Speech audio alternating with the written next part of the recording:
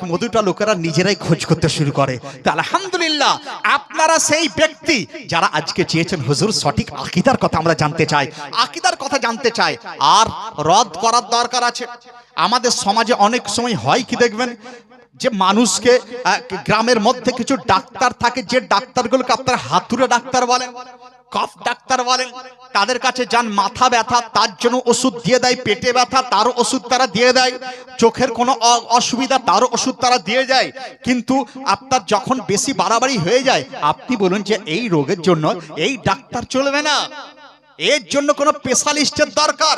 চোখের জন্য eye specialist, চেস্টের জন্য চেস্ট স্পেশালিস্ট, হার্টের জন্য হার্ট স্পেশালিস্ট, পেটের জন্য বেলি স্পেশালিস্ট, প্রত্যেকটা স্পেশালিস্টের দরকার।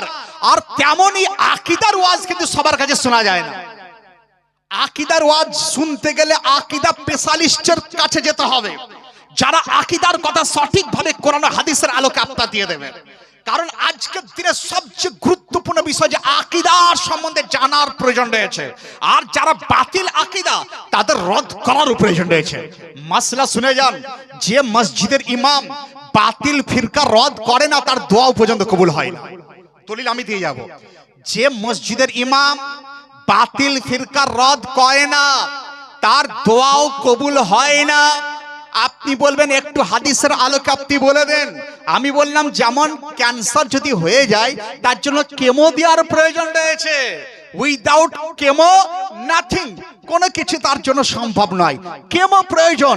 তা আমাদের সমাজে যখন ফিতনা যখন বেড়ে যায়, ফিতনা যখন চলে আসে, যখন একজন বাতিলকে সঠিক বলে গলাতে লাগানো করার চেষ্টা করে, যখন আপনার ইত্তেহাদের নামে তাদের পাশে বসে মিলাদ করার চেষ্টা হয়ে থাকে, যখন আপনার একত্রিততার নামে ভ্রাতৃত্ববোধের ভুল ব্যাখ্যা দিয়ে যখন তাদের বেটিকে বিয়ে করে নিয়ে আসার চেষ্টা হতে থাকে, তার মানে কি সমাজের মধ্যে ঘুম ধরে গেছে, আপনার আকীদার মধ্যে ঘুম ধরে গেছে। আকীদা সম্বন্ধে জানেননি, যদি আকীদা সম্বন্ধে জানতেন তাহলে এইগুলো আপনারা করতেন না। তো সেই সময় প্রয়োজন হয় যে সঠিক আকীদার কথা বুঝিয়ে দেওয়া, সঠিক আকীদার কথা বুঝিয়ে দেওয়া।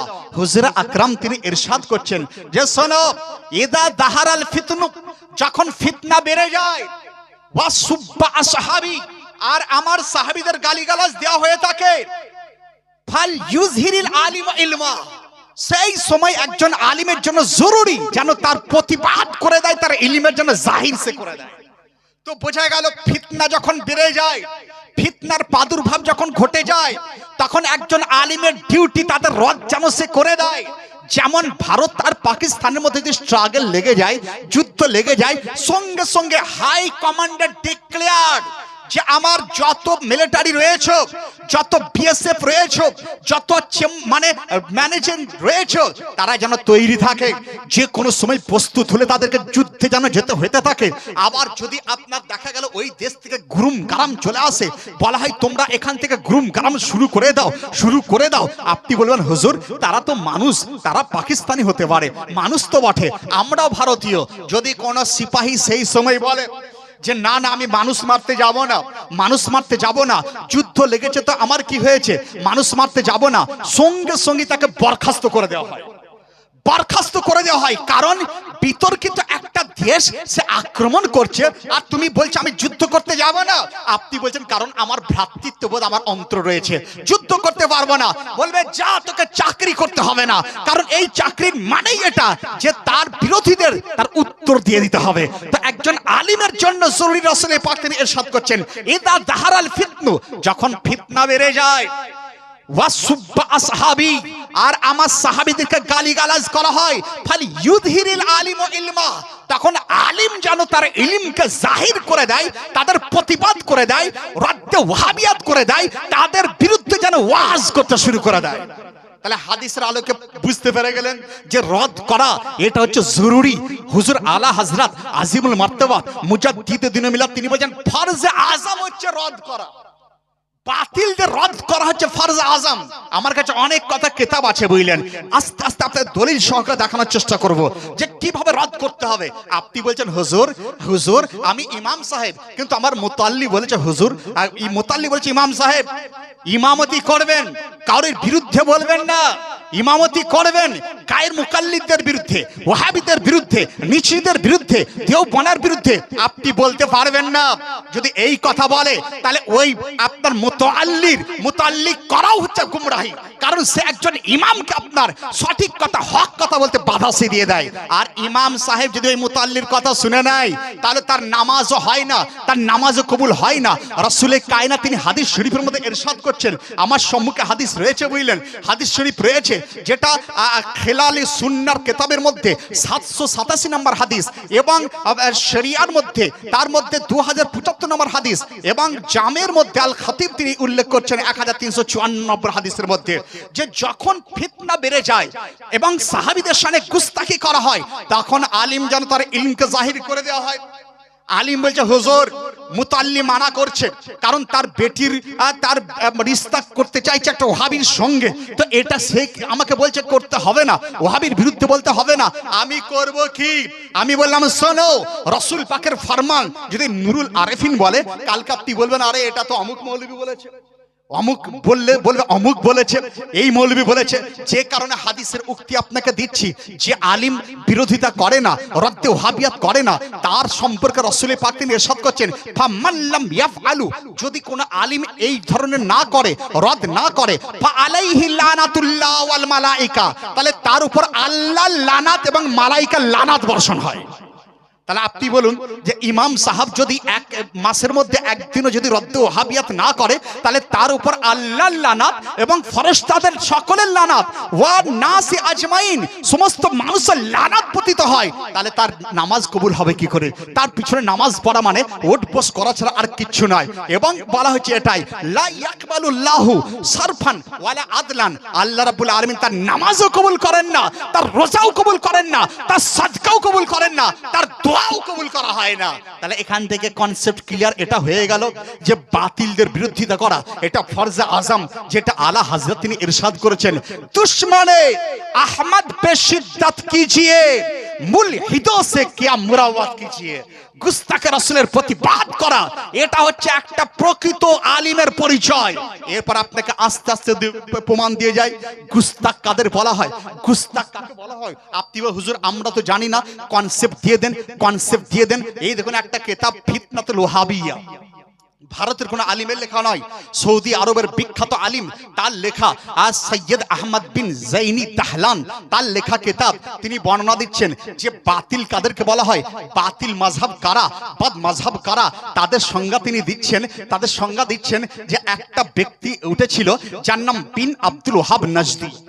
সে বিন আব্দুল ওয়াহাব নজদি, সে বাতিল ফিরকার জনক, বাতিল ফিরকার উৎসক, বাতিল ফিরকার জন্ম বিন আব্দুল ওয়াহাব নজদি থেকে হয়েছিল। তাদের আকীদা কি আমি কিন্তু আপনাদেরকে ইশারার দ্বারা, এই ইবারতের দ্বারা বলার চেষ্টা করছি, বুঝে আপনারা নেবেন। পার্টিকুলার তো বলা যাবে না যে আপনার ভাই বাতিল আকীদা, অমুক আকীদা, যার মধ্যে এই সিফাতগুলো পাবেন, এই বৈশিষ্ট্য, চোখ বন্ধ করে জানেন সে বাতিল আকীদার লোক। তাহলে আপনাকে বোঝানোর দায়িত্ব আমার যে বাতিল লোক কারা।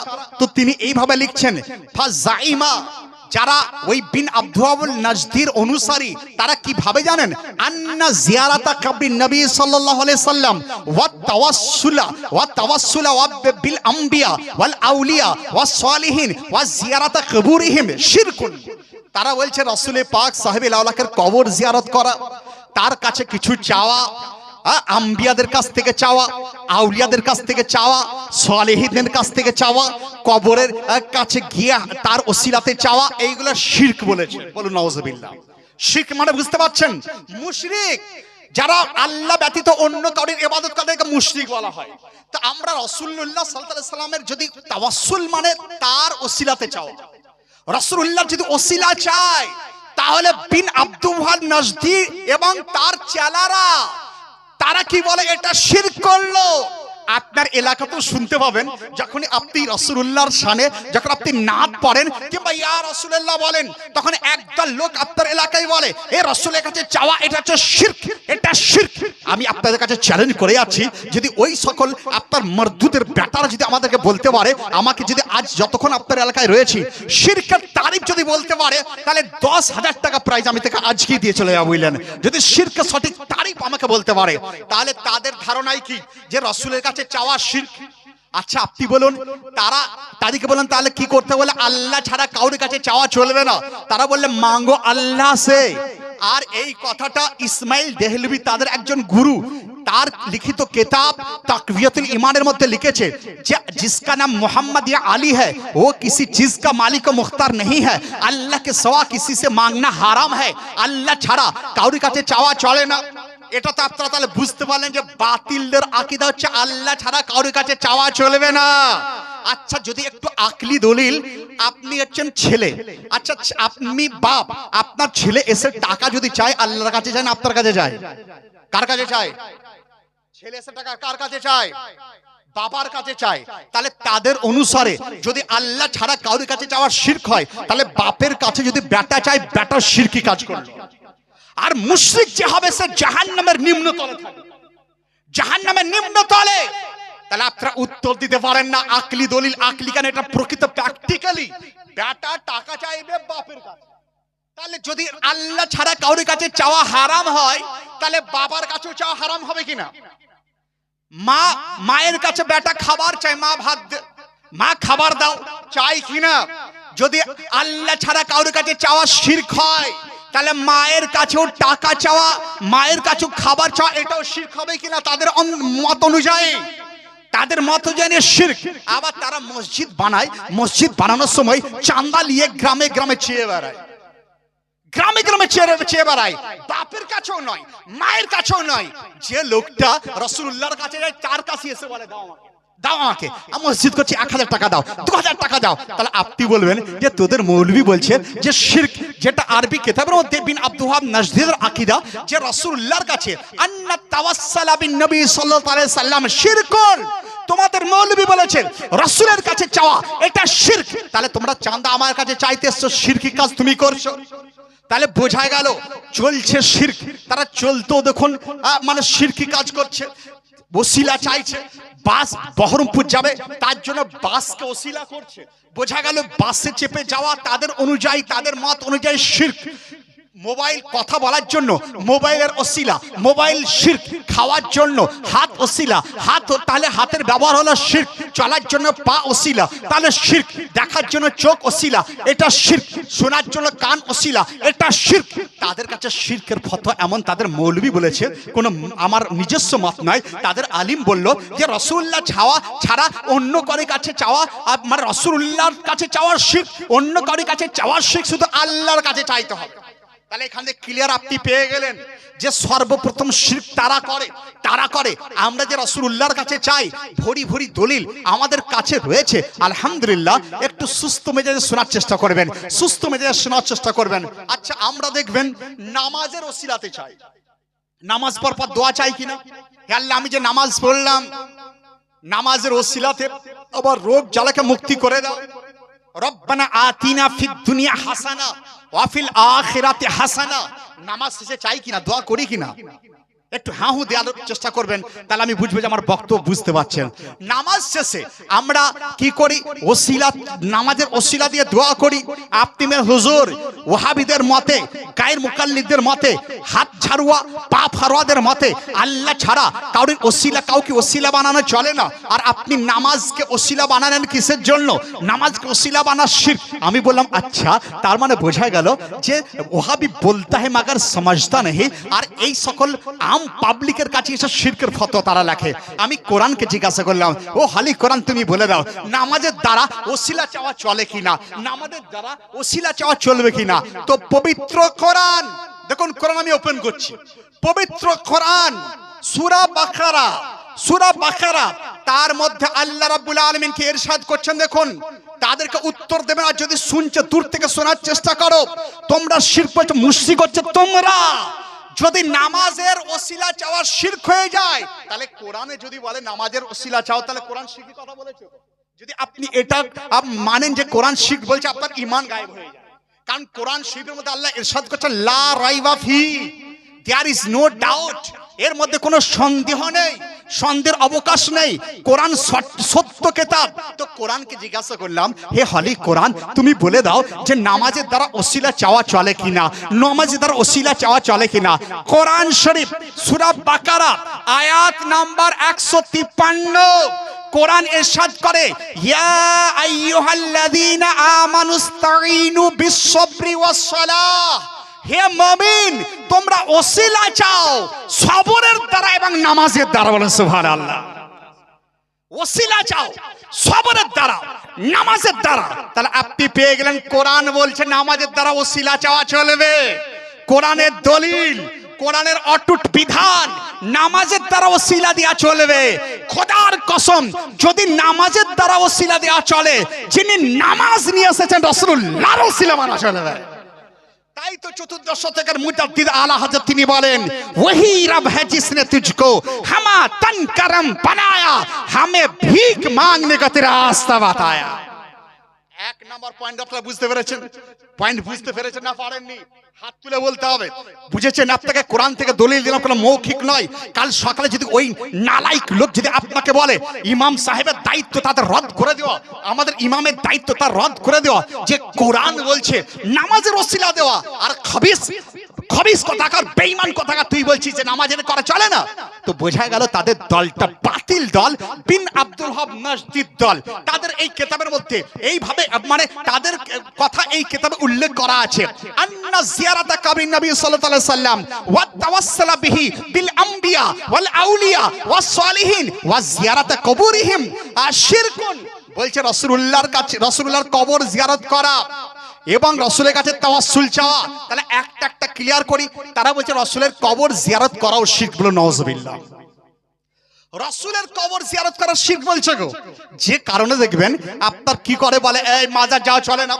যখন আপনি এখান মাজারে যান তখন বলে মাজারে যাওয়া চলে না। তারা ভাবে এরা মাজারে সাজদা করতে যায়। কোন আহলে সুন্নাতুল জামাতের লোক মাজারে সাজদা করতে যায় না, বরং সেখানে বর্ষিত আল্লাহর রহমতে নিজেকে হাবুডুবু খাওয়াতে সেখানে চলে যায়। আল্লাহর রহমতের বর্ষণ হয়, বর্ষণের মধ্যে নিজেকে ভিজানোর জন্য চলে যায়। খুব একটা উদাহরণ দেওয়ার চেষ্টা করি আমি স্টেজের মধ্যে, এই উদাহরণটা দিই।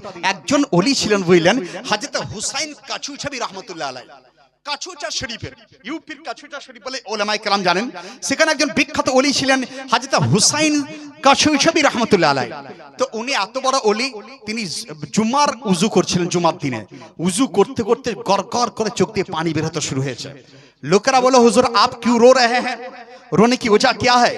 বললে এই কারণে আমি কাঁদছি, কারণ একজন কুতুবের জানাজা আমি দেখছি যে আজকে জানাজা হয়ে গেছে, ইন্তেকাল হয়ে গেছে।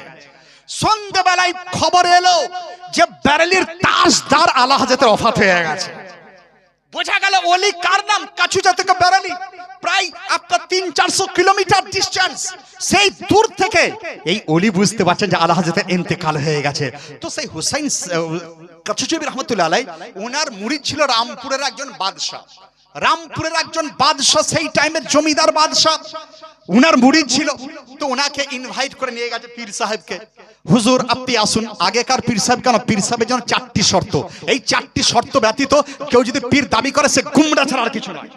যদি পীরের দাবি সে করে, 4টে শর্ত পীর হওয়ার জন্য। এক, আলিমে দ্বীন হতে হবে। আলিমে দ্বীন যদি হয় তাহলে সে খুব খুব আর বাজাবে না। আলিমে দ্বীন যদি হয়ে থাকে, শর্ত হচ্ছে আলিমে দ্বীন হওয়া। যদি আলিমে দ্বীন হয়, মেয়েদের দ্বারা পা টিপাবে না। বোঝা গেল যে পীর দাবি করে অথচ শরীয়ত বিরোধী কাজ করে সে ফাসিক। আর ফাসিকের নামাজও হয় না, তার পিছনে নামাজও হয় না, তারাতে বায়াত হওয়াও চলে না। বোঝার চেষ্টা করুন। আজকে আপনাদেরকে পিওর আহলে সুন্নাতুল জামাতের আকীদার কথা বলছি, আর প্রত্যেকটা দলিল সহকারে। তো ওই পীর ছিল হযরত হুসাইন কাছুচবি রাহমাতুল্লাহ আলাইহি, যার মধ্যে 4টে শর্ত ছিল। তিনি আলিমও ছিলেন, ওনার সিলসিলা রাসূলুল্লাহ পর্যন্ত পৌঁছেছিল। পশ্চিমবঙ্গে একটা দল আছে বুঝলেন, ফুরফুরাবি, নামটা বলে দিই কারণ বর্তমানে আমার বাড়ির পাশেই তাদের মানে কার্যকারবার। ওই ফুরফুরা, যাকে বাংলাদেশে বালাকুটি বলা হয়। আর এই বালাকুটিদের অপারেশন গোটা পশ্চিমবঙ্গে আলহামদুলিল্লাহ আমি এবং আহলে সুন্নাতুল জামাতের লোকেরা করতে থাকে বুঝলেন। বালাকটিরা কি বলে জানেন? তারা বলে সব মানতে পারি, কিন্তু আহমদ রাজা খান যে ওই যে আশরাফ আলী থানভীকে কাফির বললেন ওটা মানতে পারি না। আমি বললাম কাফির কেন বলেছে, এই কিতাবের মধ্যে তার ফতোয়া রয়েছে, একটু পরে আসছি। তো ওই ফুরফুরা এবং বালাকটি তাদের ফিরকা বাতিল ফিরকা, কারণ তাদের সিলসিলা রাসূলুল্লাহ পর্যন্ত পৌঁছায়নি। তাদের সিলসিলার মধ্যে একজন পচা ঢুকে গেছে, যে পচা বিন আব্দুল ওয়াহাব নাজদির ফেভার, বিন আব্দুল ওয়াহাব নাজদিকে ভালোবাসতো। তার নাম আপনার ওই যাকে বালাকোটে পাঠানরা যাকে মেরে একদম কুচি কুচি করে দিয়েছিল সৈয়দ আহমদ রায়বেরেলী, যার নাম সৈয়দ আহমদ রায়বেরেলী, তাদের কাছ থেকে বালাকোটি আসার কারণে বালাকোটি সিলসিলা বাতিল সিলসিলা, তার হাতে বায়েত হওয়া এটা হারাম জায়েজ নয় বলে। আর অনুরূপ ফুরফুরা সিলসিলা, তো আমার এলাকায় আমি জানি তাদের অপারেশনটা আমি করি, কারণ ওই এলাকাতে আমায় থাকতে হয়। তো তাহলে প্রথম শর্ত এটাই, আলিমে দিন হতে হবে। আলিমে দিন যদি না হয়, সে নাপাক অবস্থা থেকে যাবে। অনেক পীর আছে বলে নামাজ পড়ে না, যে পীর নামাজ পড়ে না সে ফাসিক গুমরা, সে বললেন যে নামাজের বিরোধী কথা বলে, নামাজ যদি ইনকার করে সে কাফির হয়ে যায়। আর যদি নামাজ সে না পড়ে সে ফাসিক, ফাসিকে মলিন, তারাতে বায়েত হওয়া চলে না। তো পীরের প্রথম শর্ত আলিমে দিন হওয়া, দ্বিতীয় শর্ত তার সিলসিলা রাসূলুল্লাহ পর্যন্ত পৌঁছানো। আলহামদুলিল্লাহ, আমরা যে সিলসিলা হুজুর আলা হযরতের সিলসিলা, আমি যার খলিফা তিনি আমার পীর মুর্শিদুল জামাল হুজুর জামাল মিল্লাত যার খলিফা, এইভাবে হুজুর মুফতি আজম হিন্দ সরকার মুফতি আজম হিন্দ যার খলিফা, হুজুর আলা হযরত এবং ওইদিকে মারহেরা মুত্তাহারাতে হযরত আবুল হোসেন নুরির খলিফা, হযরত আবুল হোসেন নুরি তিনি হচ্ছেন আলী রাসূল মারহেরাবির খলিফা। এইভাবে যেতে যেতে গৌসে আজম পর্যন্ত পৌঁছে গেছে। বুঝলেন, বোঝা গেল সিলসিলা যদি আপনার কাট অফ হয়ে যায় তাহলে তার ওসিলা রাসূলুল্লাহ পর্যন্ত পৌঁছায় না। তাহলে দুটো শর্ত পেয়ে গেলেন। তিন নম্বর শর্ত এটাই, পীর হওয়ার জন্য আহলে সুন্নাতুল জামাতের লোক হতে হবে। আহলে সুন্নাতুল জামাত টানাটান সুন্নি হতে হবে। কারণ টানাটান সুন্নি যদি না হয় তাহলে বাদ মাযহাবকে পাশে বসে ওয়াজ করতে শুরু করবে। আমার এলাকায় বলেন একটা পীর আছে, সেই পীর প্রথম এলাকা আমাদের এলাকাতে যে প্রচুর লোককে গুমরা করার চেষ্টা করেছিল। আমি আসার পর আমি বললাম, শোনো, তুমি বাদ মাযহাবকে পাশে বসাচ্ছ, আর বাদ মাযহাব যার আকীদা এটাই রাসূল মোরে মাটিতে মিশে গেছে, সে বাদ মাযহাব। আর জানো, বাদ মাযহাবের যদি কেউ তাজিম করে, রেসপেক্ট করে, তার জন্য শরীয়তের হুকুম কি? সে বলছে আমি তো জানি না। আমি তুমি জানো না তো মুরিদ করছে কেন? মুরিদ করছে কেন? এইভাবে যদি বলে জানি না, তাহলে মুরিদ করছে কেন? আলিমের দিন হওয়া শর্ত। বাদ মাযহাবে যদি কেউ তাজিম করলো, এই দেখুন একটা আরবি কিতাব ফাতওয়াল হারামাইন, এই কিতাবের মধ্যে উল্লেখ, মান আক্কারা সাহিবাল বিদআ ফাকাদ আনা আলা হাদামিল ইসলাম। যদি কেউ কোন বাদ মাযহাবকে রেসপেক্ট করে, তাকে চেয়ার আগিয়ে দেয়, তার সম্মান করে, তার জন্য দস্তরখান বিছিয়ে দেয়, ইমাম ভাতার নামে তার সঙ্গে গলা মিলাতে শুরু করে, ইমাম ভাতার নামে সালাম কালাম করতে শুরু করে দেয়, তাকে বাংলাদেশ থেকে নিয়ে এসে তাকে জামাই খাতির করতে শুরু করে দেয়। বোঝা গেল, যদি বাদ মাযহাবের কেউ যদি সম্মান করে, রাসূল কায়নাত তিনি বলেন ফাকাদ আনা আলা হাদামিল ইসলাম, সেই ব্যক্তি ইসলামকে ধ্বংস করে দিল। সেই ব্যক্তি ইসলামকে ধ্বংস করে দিল। বোঝা গেল, আপনার এলাকায় যদি কেউ বাদ মাযহাবকে বিহাই করে, সে ইসলামকে ধ্বংস সে করে দিয়েছে। যদি বাদ মাযহাবকে মসজিদে এসে তাজিম করে, সে ইসলামকে ধ্বংস করে দিল। যে ইসলামকে ধ্বংস করে দেয়, সে মুসলমান না সে আপনার গুমরা? সে গুমরা অবশ্যই হয়ে যাবে যদি বাদ মাযহাবের তাজিম সে করে দেয়। দ্বিতীয় দলিল এই কিতাবের মধ্যে রয়েছে, ইমাম গাজালি তিনি ইরশাদ করছেন মাম মাশা ইলা সাহিবিল বিদআ বিদআ লিয়াকারা ফাকাদ আনা আলা হাদামিল ইসলাম। কেউ যদি কোনো বাদ মাযহাবকে আগানোর জন্য, তাকে সম্মান জানানোর জন্য এগিয়ে যায়, তার কাছে চলে যায়, হাতকে বাড়িয়ে দেয়, তার সঙ্গে সম্মান করে, বা তাকে আপনার নিয়ে আসার জন্য গাড়ি পাঠিয়ে দেয়, বা বহরমপুরে গিয়ে তাকে স্যালুট করতে যায়, হযরত ইমাম গাজালি তিনি বলছেন যে ফাকাদ আনা আলা হাদামিল ইসলাম, সেই ব্যক্তিও ইসলামকে ধ্বংস করে দিল। আজ আপনি বলেন বাদ মাযহাবের বিরুদ্ধে বলবেন না, তাহলে যদি বিরুদ্ধে না বলি তাহলে ইসলামকে ধ্বংসের দিকে আপনারা এগিয়ে যাবেন। আর আমার duty, it is my duty to protect ourselves। আমাদের আহলে সুন্নাতুল জামাতকে প্রোটেক্ট করার দায়িত্ব প্রত্যেকটা আহলে সুন্নাতুল জামাতের রয়েছে। ভাইরা, প্রত্যেকটা আহলে সুন্নাতুল জামাতের। তাহলে আপনি ক্লিয়ার পেলেন, যদি বাতিল পীর সাহেব যদি আহলে সুন্নাতুল জামাতের না হয়, টিটিএস না হয়, তাহলে সে বাদ মাযহাবকে হাত মেলাতে শুরু করবে, তার সঙ্গে এক দস্তরখানায় খেতে শুরু করবে, বাদ মাযহাবের সালামের উত্তর দেওয়ার চেষ্টা করবে, তাকে সালাম করার চেষ্টা করবে। যে কারণে শরীয়ত আইন করে দিল যে পীর হতে গেলে 3 নম্বর শর্ত টানাটান সুন্নি হতে হবে। 4 নাম্বার এটাই, তার মানে প্রথম শর্ত তাহলে এটা বলেন আলিম হতে হবে। দ্বিতীয় শর্ত সিলসিলা আপনার পৌঁছতে হবে। 3 নম্বর শর্ত তা সে জানো মানে টানাটান সুন্নি হয়। আর 4 নম্বর সে যেন ফাঁসিকে মলিন যেতে না হয়। দাড়ি কাটা হলে হবে, দাড়ি কাটা ছোট চুং চুং হুচুং চুং, এসব দাড়ি, এইটুকু দাড়ি সেটুকু দাড়ি, এসব আমি পীর সাহেব বেকুফ কাহিকা পীরের তারিফটা বলে দে, পীরের শর্ত বলে দে, তার হাতে বায়েত হওয়া মানে নিজেকে জাহান্নামের রাস্তায় নাম লিখে দেওয়া, বুঝলেন? খাঁটি পীরের হাতে খাঁটি সোনাকে বোঝার চেষ্টা করুন, শোনার চেষ্টা করুন। তাহলে ওই হুসাইন আর কাছুচাবি যার মধ্যে 4টে শর্ত ছিল, তো রামপুরের বাদশাহ ওনাকে দাওয়াত দিয়ে নিয়ে এসেছেন, এসে বলছেন হুজুর আপনি নসিহত করে দেন। তো ওনাকে চেয়ার টেবিল দেওয়া হয়েছে, ওনার মাথার উপর সামিয়ানা খাটানো হয়েছে, বাকি লোকেরা সকলে আপনার পিছনে বসে আছেন, তাদের মাথায় সামিয়ানা ছিল না। এরপর রামপুরের বাদশাহ, তখন ফ্যান ছিল না, বাদশাহ দাঁড়িয়ে নিজের পীর মুর্শিদ, তো পীর মুর্শিদকে বড় বড়, তখন যারা বয়স্ক লোক তারা জানেন যে বড় বড় পাখা হতো, বুঝলেন? তখন সেই পাখা দ্বারা হাওয়া করা হতো। তো রামপুরের বাদশাহ নিজের পীরকে তিনি হাওয়া করছেন, হাওয়া করছেন, হাওয়া করতে করতে বলছেন হুজুর লোগো সে বলিয়ে अगर कुछ पूछना चाहे तो पूछ सकता है।